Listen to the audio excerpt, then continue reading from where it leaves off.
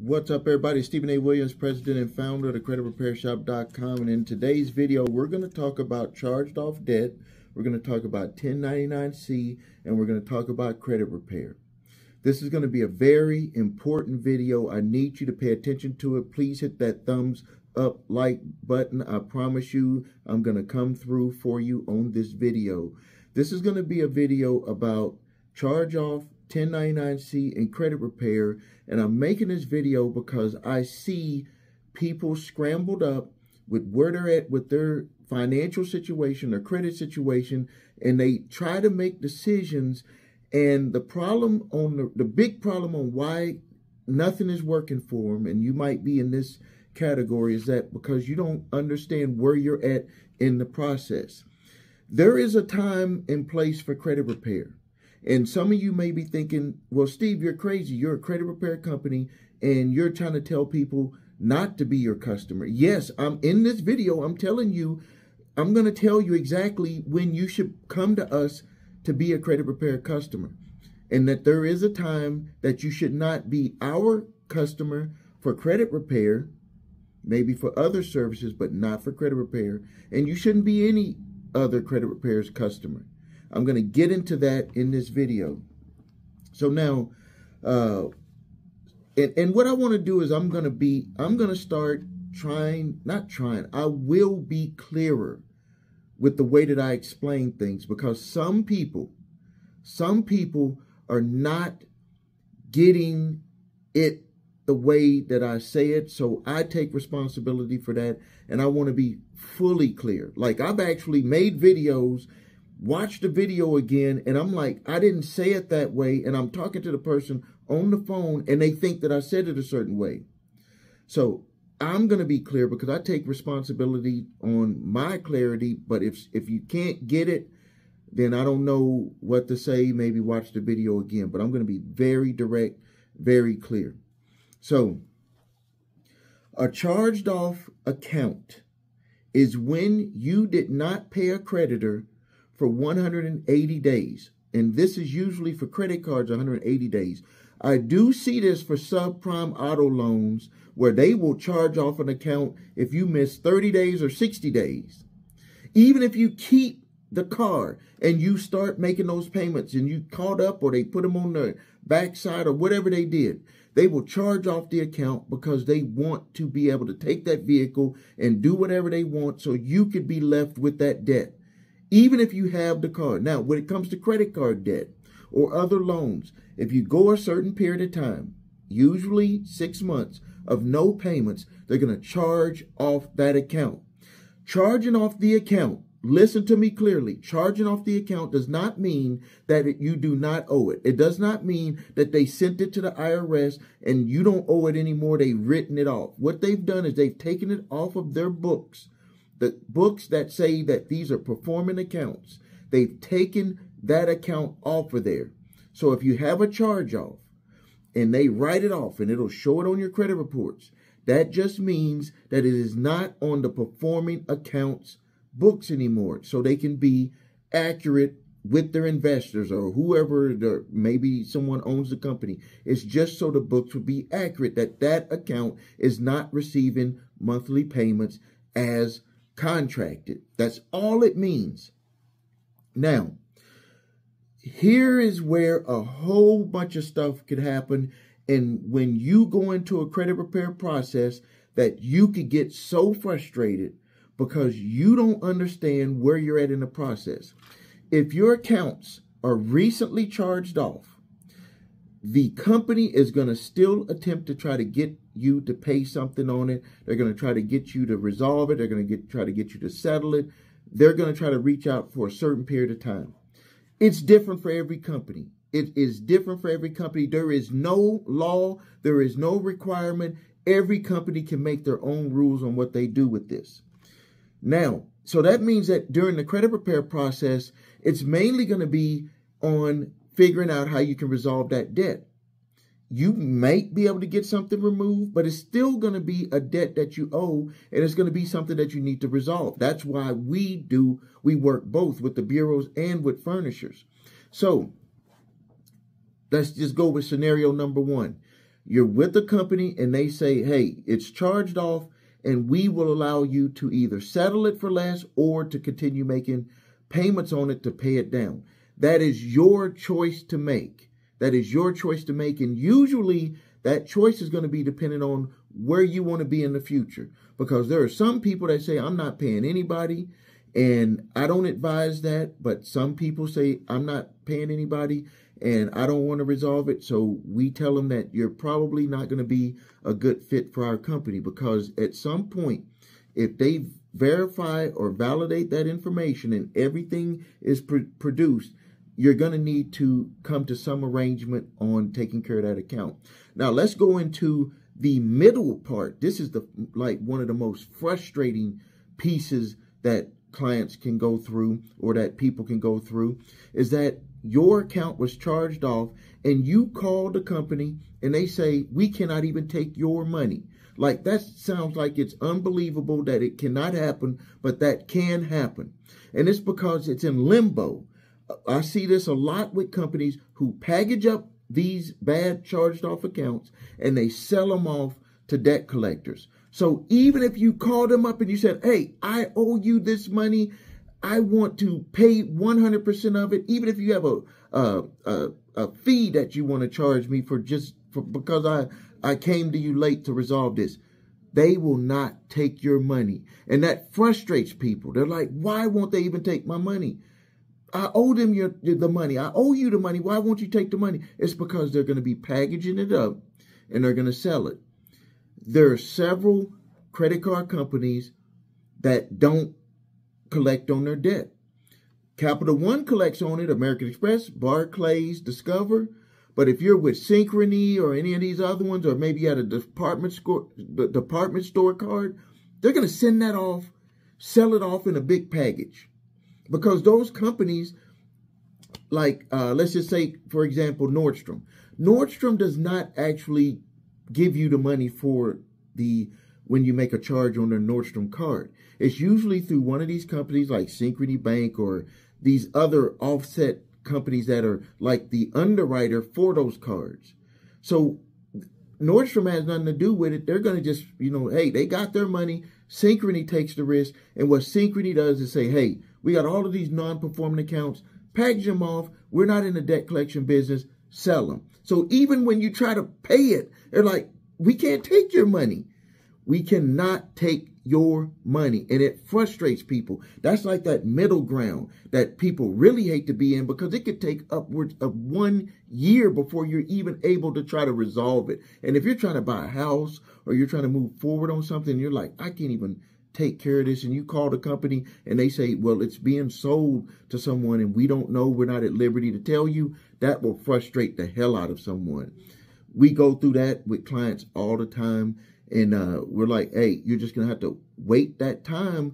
And then they're going to approach you with the debt collection company that approaches you. They're going to, say, hey, you want to take care of this account. And then that would be able to resolve it on your credit reports as a paid for less account. Or even before you even get contacted by the debt collector to try to do a settlement or pay it, once you know that it's been sold, then you can start doing what it takes to resolve it. And I have other videos on this to resolve the original creditor's account on there, because you would say it was paid for less. But that frustrates people, because if you don't even know who has it and you can't prove that it's been sold yet, it's going to be hard for you to resolve that account. Now, the next one is if they do sell it to someone. Now, of course, you want to put on there that it's resolved, paid for less. You want to either give the original creditor the option to remove it because they're not showing that account as accurate, because they did receive money for it. If you were to pay them or someone else pays them, it would be stated on their paid for less. So that's what you could do. It would be paid for less. That's all they had to do. Put that on there so that account is resolved. Now you're dealing with the debt collector. Now, if the original creditor sues you, because some of the original creditors will sue you. So we have the step where it's charged off. We have the step where it's in limbo, in the middle, where they're going to sell it to someone, But now let's talk about creditors who do sue, like Capital One, they sue, Barclays, American Express, Discover. These companies will sue you, and when they sue you, this is what you can do. Now, even though they are the original creditor, they're going to supply their attorney with all of the information that they feel to be able to go after the lawsuit, to be able to collect the money. Now, even though they could potentially have all of the information they should because they're the original creditor, you still had an option. This is up to you. You still had an option to make that attorney who is representing them, because according to the Fair Debt Collection Practices Act, anyone who collects debt for others, which would be a plaintiff attorney, they would have to get everything and substantiate. They would have to put their stamp on it, so to speak, and say that all of the documents, all of the amounts that they're claiming that this person owes, I've reviewed it. It's 100% true. If they don't get that information to that attorney to be able to review it and sign off on it, do you think that that attorney would want to go to court and say, well, I didn't review all of the documentation to say that this information that they're giving is 100% accurate? So not to say that you're trying to run from debt, but what it can do is it can put you into a very good settlement situation. As a matter of fact, I just spoke with a client that's being sued by the original creditor, and this is the approach that I told him that he should take. And he did that, and they came back with a settlement the next day. They said, hey, let's try to just stay out of court and let's settle. It's not because they don't have the documents. It's because the company, when the plaintiff attorney reached out to the company, they're not really expecting people to make these requests. And they're like, okay, we got to go back and get all of this information. We got to go get the original contract. We got to get all of the charges from day one, so that defendant can review all of that. And some of the times the original creditors are like, hey, we just don't, you told us that all we had to do is hire you and you would collect the money. We don't want to have to go back and get all of that. We'll get it to you. And if they don't get it to him in a timely manner, then they're going to end up dismissing the case. We've seen this happen. But even if they do get it, it usually ends up to where that plaintiff attorney is going to say, hey, would you like to just kind of resolve this? And I'm all for that. I'm all for making settlements to resolve it, because ultimately you want to move forward. They want to move forward. And all it was that you had a downturn financially. Now, if you don't have the money and, you're just not going to be able to take care of this, then that's another story. But if you have the money and you're able to resolve it, I'm all for doing a settlement. I'm going to take a quick drink of water. And the reason why I haven't made a lot of videos this week is because I have an extreme cough, and it's like been hard for me to continue talking. Okay, so now I hope that I'm 100% clear on that. If not, put it in the comments. I'll clear it up, and when I make my next video, I will be even more clearer. So now, the next level is a 1099-C.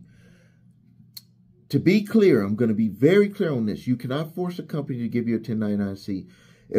You cannot pay for a debt with a 1099-C. There is no secret trust account that you use a 1099-C to go get money to pay a debt. Your debts are not already paid, quote unquote, from what other companies are saying, or the YouTube video people are saying. Your debts are not paid when you go out and make a loan. None of that stuff.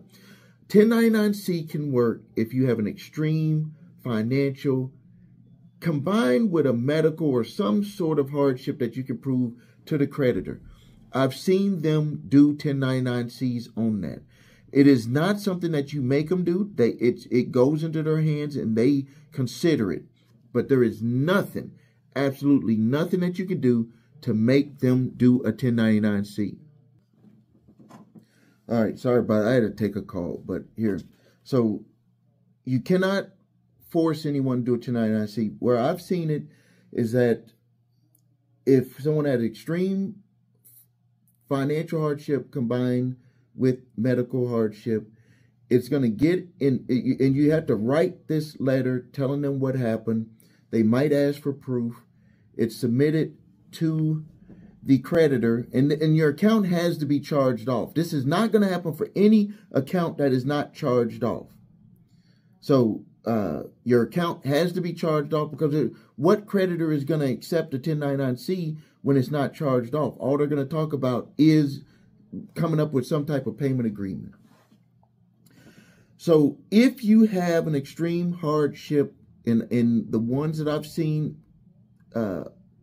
approved would be some sort of medical hardship, disability potentially, and that is submitted, and then they're going to make a decision on it. It goes into someone's hand. You can't force them. You can't make them. You can't cry harder.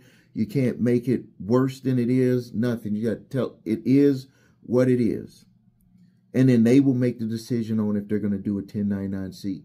And if they do a 1099-C, because I have people say, well, if they're going to do 1099-C, they're going to send it to the IRS. If they send a $5,000 1099-C to the IRS and you're already at one of probably a very low income level right now, you're going to pay that percentage if you don't even get it written off with the I think it's 982 form. Don't quote me, but just do the insolvency, type in on Google IRS insolvency form. You'll see that, and you can put that on there. And 99.9% of you who are watching this video would pay zero taxes on that 1099-C. Zero taxes on that 1099-C. And even if you are a business owner, you will guaranteed pay zero on that 1099-C, because you have expenses that you can write off. I've had that happen with business owners. So that is the process. And you have to be 100% upfront with them. Don't hide anything. Tell them what you're going through. And if they ask for more information, more detail, or more proof, you have to provide that to them, because if you expect them to do something for you, you're going to have to prove everything to them. Now, the next thing is credit repair. Credit repair is very important because we live in a credit society. If you do not have your credit taken care of, you are putting yourself behind the 8 ball, period. One of my clients that has repaired his credit, I think, yeah, he has the testimonial on my website. It took us 4 years to repair his credit because he had over $250,000 in credit card debt. You don't clear that up overnight. We cleared his credit up, and I had told him once we cleared it up, and it's been years since that. You know, sometimes people say it's taken too long to repair my credit. He used to say that over and over and over again. Now it's been 6 years since his credit was repaired. So it took 4 years to fix his credit, get out of $250,000 worth of debt. It's been 6 years afterwards, and I had told him after that, I said, don't mess up with nothing. Don't mess up with nothing. He had been going straight, no problems. And then he messed around and had a collection on his account for $120. $120. And I said, and he came to me and he said, I got to take care of this. And I said, you need to take care of it. And what did I tell you? Now, you might be saying, okay, this $120 issue on his credit, and his credit scores are in the 800s. He had this on just one bureau. On one bureau, he had that on there. It dropped his scores 20 points, but that's not even the biggie. Let me tell you what really hurt him, what really got him in his heart. And this is actually what would have happened to me, and I told this story in the past. He was getting, his daughter is going to college, and he needed, for her to be able to get the room and board for where she wanted to stay at. Some of the times they run the student's credit, but the student don't have any credit. She's 18 years old, going to college. Who do you think's credit they're going to run if you want your child to stay in somewhere that is safe and sound? Because that's what happened to me. And my credit was squared away. And so I didn't have this issue, but this is what came up. They said, we are not going to let your daughter stay here if you have that credit, that little bitty charge for $120 not resolved. We are not going to let, we don't care about that you got the money. Because remember with my story, I had said it was $1,500 a month for my daughter to stay at the condo that she was going to stay at for the performing arts school. And I said, I'll just pay the whole year. They was like, we don't care if you're going to pay the whole year. We still want to see your credit. And my credit was squared away. So they was like, okay, now we'll take the deposit in the first month for your daughter. She can come in. For my friend, major business owner, has restaurants, food truck locations, and real estate, and all these businesses. Nail shops too. You got a lot of businesses. They said no. He could pay them in full. He said he'll pay them for the 4 year. They said no because of that $120 collection.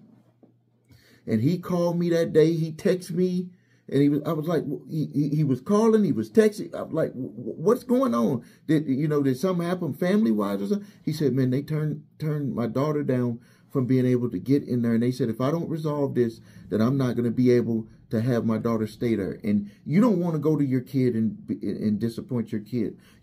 Our kids look up to us, and we set the example. And if you set the example of bad credit, your kid, so you don't have to tell your kid to have bad credit, but if you set the example of having bad credit for your kid, guess what's going to happen? They're going to have bad credit. If they're answering the phone for debt collectors, or you're avoiding answering your phone, it ain't like the old days, at least, where they could be calling, a regular phone. So probably don't go through that. But if a letter come to your house or someone's come to your house and your kid look at it and they're like, what is this? They had them sign for it. And crazily that they're letting kids sign for summons. Like, this is crazy. Or they'll just drop it off and they don't need to have them sign. They're just allowed to drop it off if somebody answers the door. This is crazy. But that can happen. So you'll be setting a bad example for your child. So now, let's talk about credit repair on where you're at. I don't want any of you who are thinking about credit repair, if you cannot maintain your household, if you don't have some level of stability in your household, I don't want you to come to us for credit repair, and I don't think that you should seek out credit repair yet. If you cannot afford to maintain your household, to get food on the table, to transportation, all of the necessities, you should not be looking at credit repair yet. You should be looking at getting your income stabilized. That's what you should be looking at. And people come to us a lot, and we tell them, and people will beg us to be clients. And we're like, we cannot take you. If you cannot afford to take care of your household, we listen for the buzzwords. And then even if someone slips through and we talk to them and we listen to them and talk to them, we will cancel their service, because you should not be looking at credit repair if you cannot pay your bills at home. Now, I'm not talking about the stuff that is charged off, because that's stuff that you would come to us to help you resolve. I'm talking about if you got stuff that you're just not able to pay and you cannot maintain your household, you are not ready for credit repair. You need to focus on debt. And I will be having a program coming soon. We're still working with the programmers on dealing with that, because we should help you get your household in order first, and then we can talk about credit repair. Because that's actually what I did. With the client that I said that took 4 years, it took me and my wife 5 years, 1994 to 1999. We got the household stabilized first, got ourselves out of the debt, and then start working on the credit. You can do both at the same time now, but it depends on your income. Some people have the money, they just screw up everything. So that's why we want to have those conversations with people. So when you get have that level where you're like, okay, we can make it financially as a family, now we need to focus on our credit. Then that's when you should start reaching out about credit repair. Because then you're going to be more open to, okay, let's resolve this. If it's a proven valid debt, let's reach out to resolve that. Let's reach out to resolve that. It could be like a process. That's why we say it could take up to a year to finish your process. And that's why our services is for 1 full year, because we know that everybody's going to be at a different point in their life on with that understanding of what they got to go through for credit. And we know that some of the times you're going to have to have those conversations with our office where you can say, okay, now I see what I'm going through, and now I see the light at the end of the tunnel on what I need to do for step 1, step 2, step 3. And also I see where I'm at in the process. Because remember, like I said earlier, if you just started charging off, you may not even be able to go through the settlement process until they go through selling that to a collector. Or you may not be able to go through any settlement process unless that company is actually reaching out to settle it with you. Like it's so many variables, so many variables. And I think that when people say that, Steve, you need to be more clear, I don't understand, or I didn't understand what you had said. I think it came down to where people got to understand exactly where they are at in their credit repair and debt journey, because everybody's at a different phase. All right. If you need help with your credit, please visit us at thecreditrepairshop.com. Watch video What Makes Us Different. So you can see my 8-point validation process, my 2-phase settlement process. I have 2 processes with my credit repair program. Credit repair process, debt settlement process. Your rep will talk to you about how we get to go through each process. If you need your credit reports and scores, go to the website yourthenumber3scores.com to grab your TransUnion, Equifax, Experian credit reports and all 3 scores. Because you need the information to know what you're going through to be able to know how you're going to go, get to where you want to be. Talk to a lot of people and they say, I think this is on there. I think that's on there. I think that's on there. You need to know what's on there, so you can know what needs to be done so you can get to where you need to be. If you have debt collectors coming after you, grab my 3-pack of letters: statute of limitations letter, cease and desist collection activities letter, and debt validation letter. I give you instructions on which letter to use on pertaining to your specific situation. If a debt is past legal statute of limitations to collect, there is no need to do a debt validation. You don't have to do a debt validation on any debt that is past legal statute of limitations to collect. If a debt is not past legal statute of limitations to collect, you still have a right to have them verify everything about that account and ask them specific questions, which I put in that letter for you, to make sure that they have everything to come after you for that debt, that they know that it's not going to be easy to just walk all over you for that debt. And I do ask for a donation on those, but it's worth it, because if you could stop a debt collector from coming after you, it would be well worth the time, money, and frustration that you would have went through if you didn't do anything about it. Now, if you have debt collectors that are trying to sue you in court, go to my website, thecreditrepairshop.com, upload your court summons for review, and we will tell you how we can help you or give you some pointers on what you need to look at with dealing with that, either a debt collection lawsuit or an original creditor lawsuit. Thank you for your time. Please subscribe to the channel. Post your questions and comments. This is Stephen A. Williams, President and founder of the Credit